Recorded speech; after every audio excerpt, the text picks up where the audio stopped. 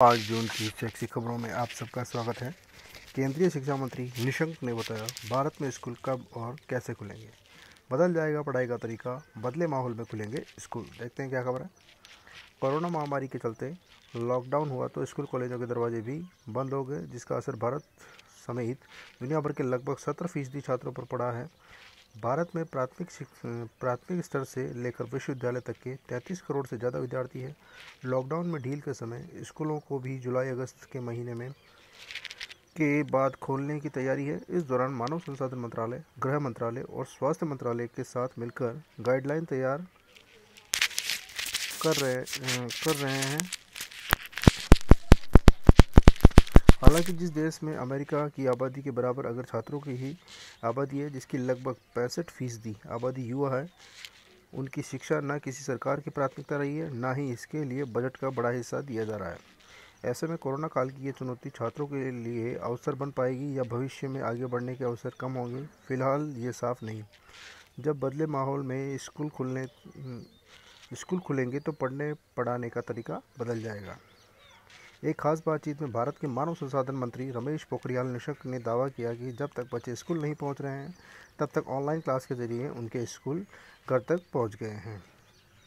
ये थे मानव संसाधन विकास मंत्री रमेश पोखरियाल निशंक, ऑनलाइन शिक्षा के बारे में बता रहे थे हमें। NMMS 2020 में केकड़ी ब्लॉक के 57 छात्र छात्राओं का चयन। मानव संसाधन विकास मंत्रालय द्वारा आयोजित राष्ट्रीय मीन्स कम मेरिट स्कॉलरशिप परीक्षा 2020 में केकड़ी ब्लॉक के रिकॉर्ड कुल 57 छात्र छात्राओं का चयन मेरिट के आधार पर हुआ है। संपूर्ण अजमेर जिले में चयनित कुल 175 छात्र छात्राओं से लगभग 1/3 से भी अधिक का चयन एक ही ब्लॉक केकड़ी से हुआ है। ब्लॉक के शिक्षा विभाग के मुख्य ब्लॉक शिक्षा अधिकारी प्रेमचंद मोची ने सभी संस्था प्रधानों, शिक्षकों, चयनित छात्र छात्राओं और उनके अभिभावकों को इसका श्रेय देते हुए केकड़ी क्षेत्र की इस उपलब्धि पर बधाई दी और उन्हें आगामी वर्ष में और भी अच्छे प्रयास हेतु प्रेरित किया। अगली खबर, आहरण वितरण अधिकारी कार्मिकों के मास्टर डाटा को डीडीओ लॉगिन से वेरीफाई करवाएं। देखते हैं क्या खबर है।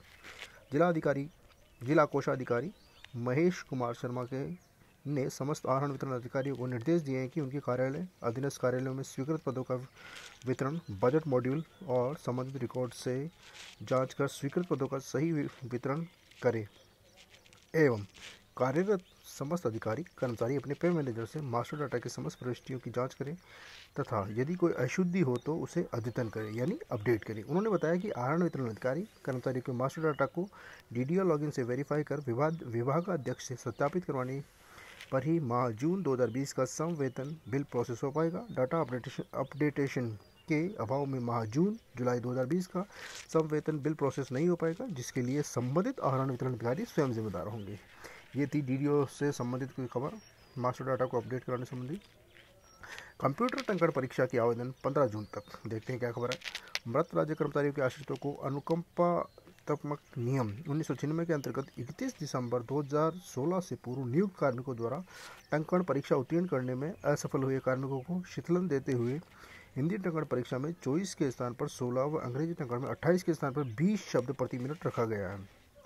मृतक आश्रित अनुकंपा नियुक्ति नियम 1996 के अंतर्गत अनुकंपा नियुक्ति पर नियुक्त कनिष्ठ लिपिक, कनिष्ठ सहायक की कंप्यूटर टंकण परीक्षा जून 2020 में आयोजित की जाएगी। अतिरिक्त जिला कलेक्टर ने बताया कि जिले में विभिन्न विभागों में मृतक आश्रित अनुकंपा नियुक्ति नियमों के तहत नियुक्त कनिष्ठ लिपिक अथवा सहायक जिनकी नियुक्ति 31 दिसंबर 2016 से पूर्व की है, वह कंप्यूटर टंकण परीक्षा के लिए 15 जून तक आवेदन पत्र अपने कार्यालय के माध्यम से कार्यालय अध्यक्ष द्वारा प्रमाणित करवाकर परीक्षा शुल्क 500 रुपये के जरिए डीडी अथवा चेक जिला कलेक्टर के नाम संबंधित कार्यालय में जमा कराएं।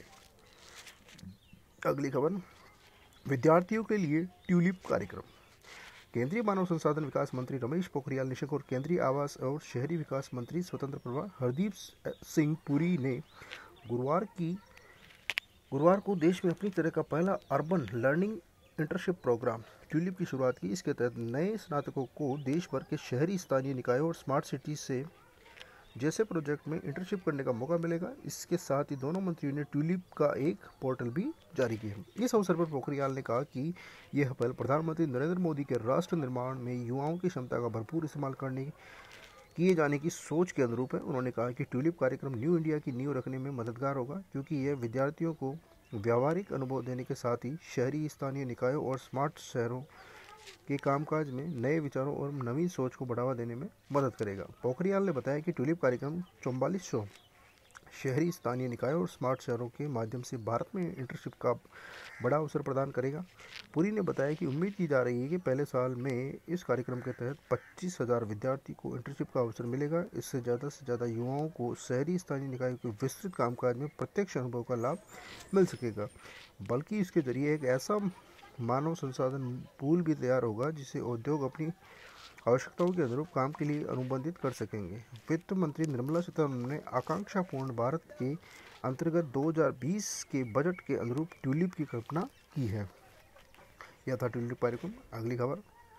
अगली खबर है MPS स्कूल ने बिना अनुमति के स्कूल खोल करवा दी पूरक परीक्षा। देखते हैं क्या खबर है। अजमेर में वैशाली नगर स्थित माहेश्वरी पब्लिक स्कूल ने सरकार द्वारा 30 जून तक जारी लॉकडाउन के नियमों की धज्जियां उड़ाते हुए गुरुवार को कक्षा 9 व 11 के विद्यार्थियों की पूरक परीक्षा का आयोजन करवा लिया। जिला कलेक्टर ने मामले को गंभीर लेते हुए स्कूल प्रबंधन के खिलाफ मुकदमा दर्ज करने के आदेश जारी किए हैं। वहीं दूसरी ओर शिक्षा विभाग की शिकायत पर पुलिस ने स्कूल प्रबंधन के खिलाफ मामला दर्ज करके अनुसंधान शुरू कर दिया है। वैशाली नगर स्थित माहेश्वरी पब्लिक स्कूल के परिसर में गुरुवार को उस समय हड़कंप मच गया जब पुलिस और शिक्षा विभाग के अधिकारियों ने पूरक परीक्षा देते हुए विद्यार्थियों को पकड़ा। स्कूल प्रबंधन कक्षा 9 व 11वीं के विद्यार्थियों की सप्लीमेंट्री परीक्षा ले रहा था, जबकि सामूहिक तौर पर परीक्षा लेने और स्कूल खोलने पर रोक लगी हुई है।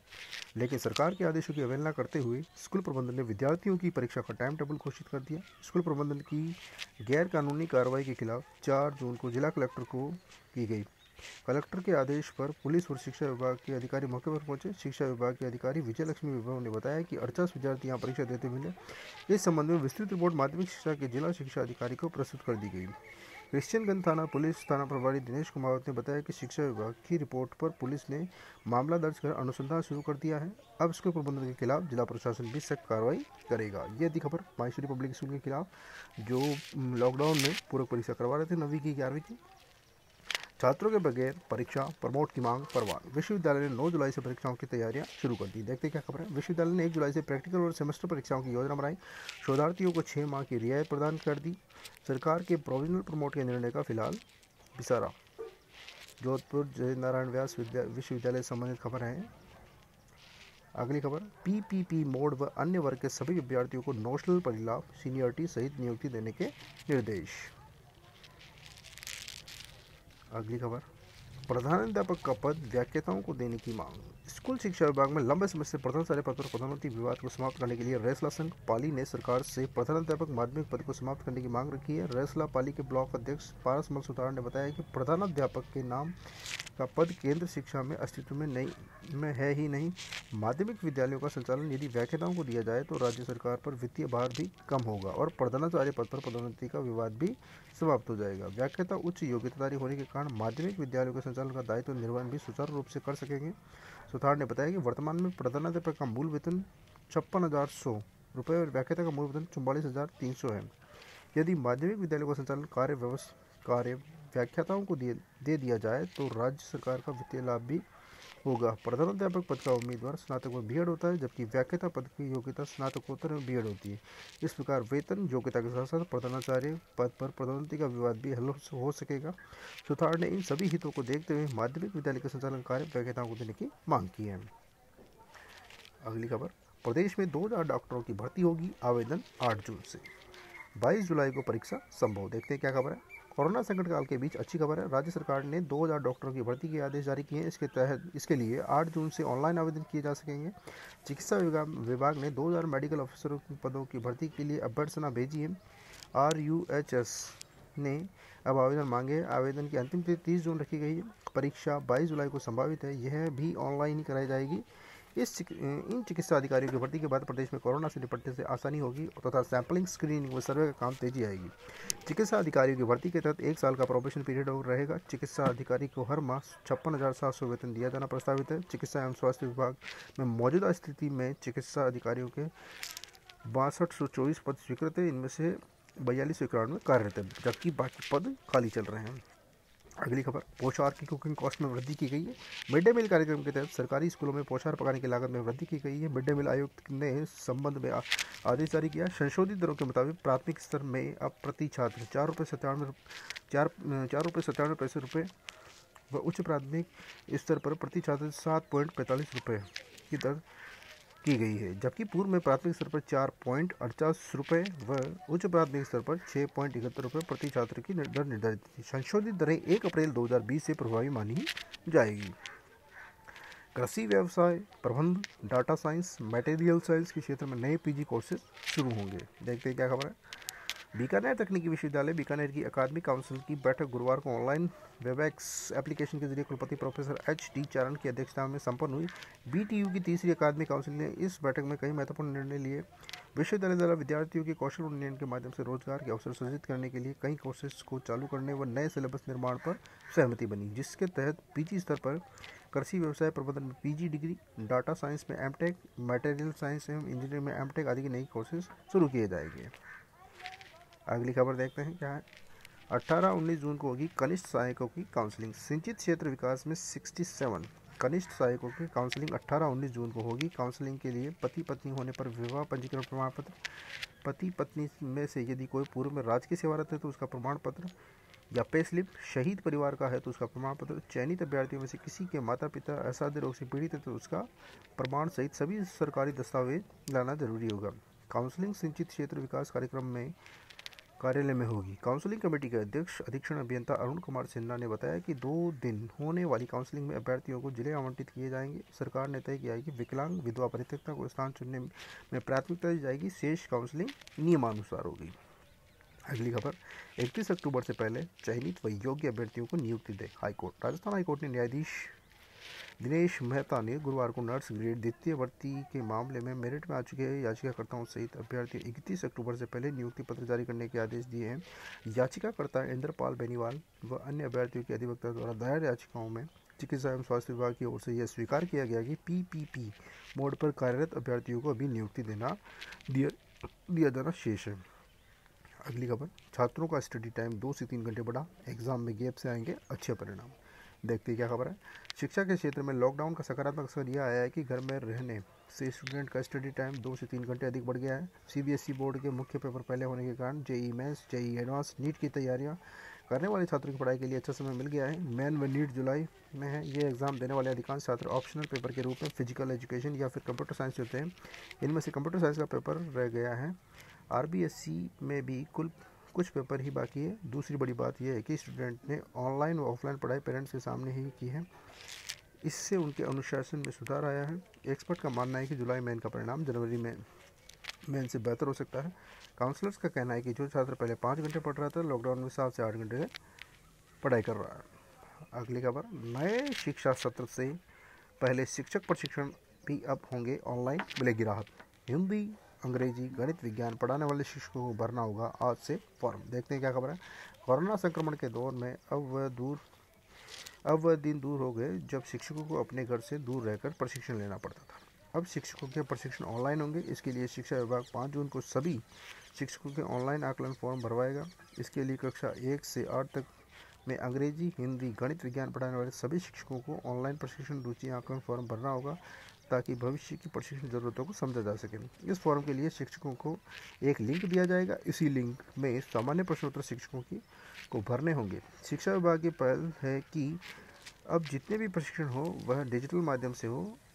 अभी तक शिक्षकों को आवासीय और गैर आवासीय प्रशिक्षण में प्रशिक्षण प्राप्त करना पड़ता था। इसके चलते कई बार शिक्षकों ने आवासीय प्रशिक्षण शिविरों का विरोध भी किया, लेकिन अब जाकर इनको राहत मिल पाई है। नया शिक्षा सत्र शुरू होने से पहले सिखाएंगे गुरु। देखते हैं क्या है। शिक्षा विभाग की ओर से शिक्षकों को दिए जा रहे प्रशिक्षणों का मुख्य मकसद नया शिक्षा सत्र शुरू होने से पहले शिक्षकों को गुणवत्तापूर्ण शिक्षा के गुण सिखाना है। पाठ्यक्रम को किस तरह से रोचक बनाकर पढ़ाया जाए, इसके बारे में नई नई गतिविधियों से शिक्षकों को अवगत कराया जाएगा ताकि विद्यार्थियों को किसी भी प्रकार की समस्या का सामना न करना पड़ सके। अगली खबर, सरकारी स्कूलों में रखा मिड डे मील का अनाज काम में नहीं लिया, अब होने लग गया है खराब। स्कूलों में रखे 6000 क्विंटल गेहूं चावल में इल्ली लग गई। लॉकडाउन में मजदूरों को नहीं दिया, अब गर्भवती महिलाओं को बांट रहे हैं। सरकारी स्कूल में जो मिड डे मील पड़ा हुआ था वो अब गर्भवती महिलाओं को बांटा जा रहा है आंगनबाड़ी के थ्रू, और उसमें खराब होने की आशंका बहुत ही ज़्यादा है, उसकी खबर है। अगली खबर, शिक्षा विभाग में नए शैक्षणिक सत्र की तैयारियां शुरू की। बुक डिपो ने निःशुल्क पाठ्य पुस्तकों का वितरण शुरू किया। प्रत्येक ब्लॉक में निःशुल्क पाठ्य पुस्तकों के वितरण के लिए 2 से 3 मॉडल बनाए गए। अगली खबर, यूपीएससी की गाइडलाइन पर आरपीएससी भी कर सकती है परीक्षा और इंटरव्यू के लिए कवायद। देखते हैं क्या खबर है। आरपीएससी ने अनलॉक 1 के दौरान भर्ती परीक्षाओं और इंटरव्यू के आयोजन की संभावनाओं का पता लगाने के लिए शुक्रवार को समीक्षा बैठक करेगा। बैठक में संघ लोक सेवा आयोग द्वारा जारी की जाने वाली गाइडलाइन के भी विश्लेषण की संभावना है। आयोग को यूपीएससी की गाइडलाइन संभवतः शुक्रवार को जारी की जाएगी। इस आधार पर ही आरपीएससी भी शेष भर्ती परीक्षाओं के आयोजन और इंटरव्यू को लेकर रणनीति तय करने की कोशिश करेगा। आयोग सूत्रों के मुताबिक बोर्ड परीक्षाओं के साथ ही अन्य परीक्षाएं भी प्रदेश में होगी। प्रदेश पिछले दिनों पशु चिकित्सा अधिकारी के 900 पदों, लाइब्रेरियन सेकंड ग्रेड के 12 पद, प्राध्यापक स्कूल संस्कृत शिक्षा प्रतियोगी परीक्षा 2018 के 264 पदों के लिए प्रस्तावित परीक्षाएं लॉकडाउन के चलते स्थगित कर दी गई थी। इन परीक्षाओं के साथ ही अन्य परीक्षाओं के आयोजन को लेकर भी आयोग अनलॉक डाउन में रणनीति बनाने के लिए कोशिश कर रहा है। ये थी खबर आरपीएससी से। अगली खबर, संस्कृत प्राध्यापक पदों पर भर्ती, सामान्य प्राध्यापक की तरह आचार्य उत्तीर्ण अभ्यर्थियों को योग्य माना जाएगा।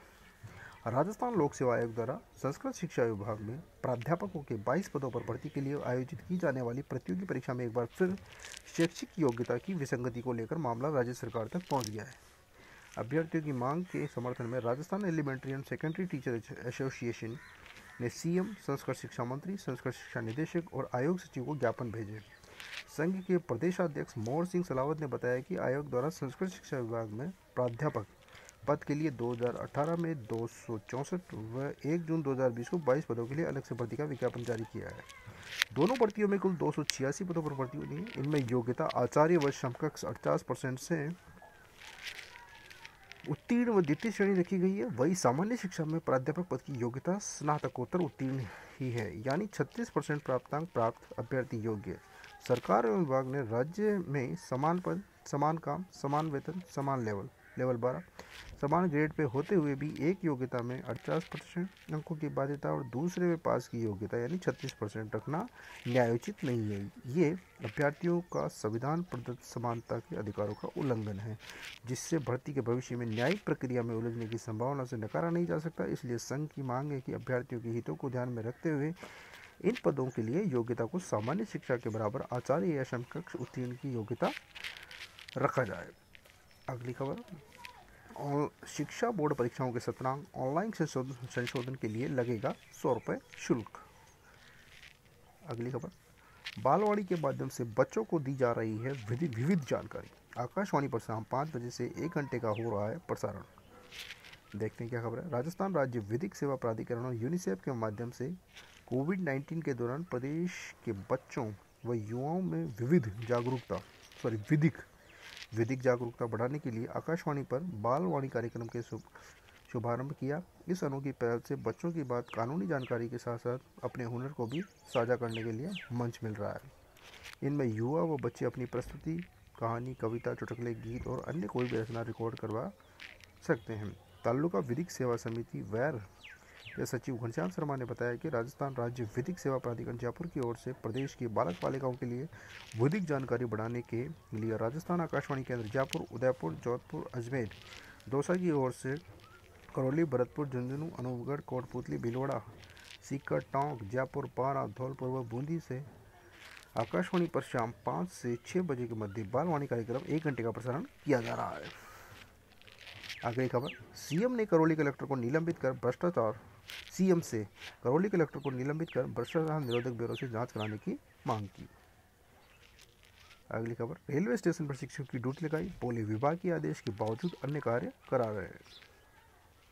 अगली खबर, शिक्षकों की विभिन्न मांगों को लेकर ज्ञापन सौंपा गया। ये ज्ञापन सौंपा गया तारानगर चूरू में। ये थी आज की मुख्य खबरें। जय हिंद, जय भारत।